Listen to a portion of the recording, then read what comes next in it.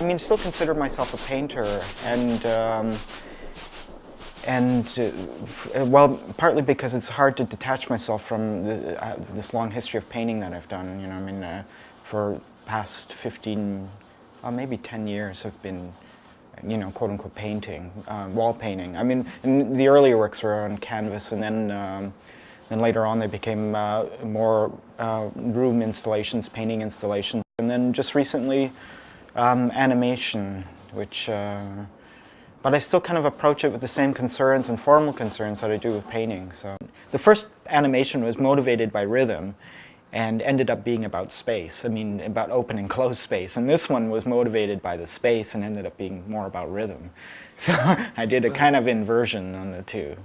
I did a prototype of what I thought it might look like if I had, you know, I mean, if I had shot this in, you know, as live action, and and I got seduced by the prototype and just kind of pursued it after that.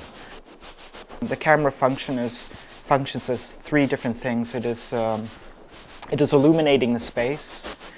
It's projecting an image which is a preview of where the camera's position is going to be in the next 8 seconds. And it is it's documenting it. So it's sending back that image back to the viewer. So there's these three. The camera has these three functions now, these simultaneous functions.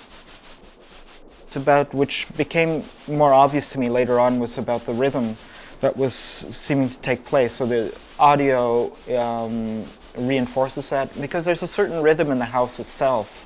There are these very strong verticals in the windows and doors, the window/doors. When I do kind of stick to something, it's because it still has this resistance, a little resistance to it, and it's still kind of opening up possibilities, and I still have this. I'm still kind of questioning whether this is right or not. As long as I can sustain that ambivalence about it, whether I mean, I always mistrust things that are too easy, that arrive too quickly, because I always think you hit a dead end too fast.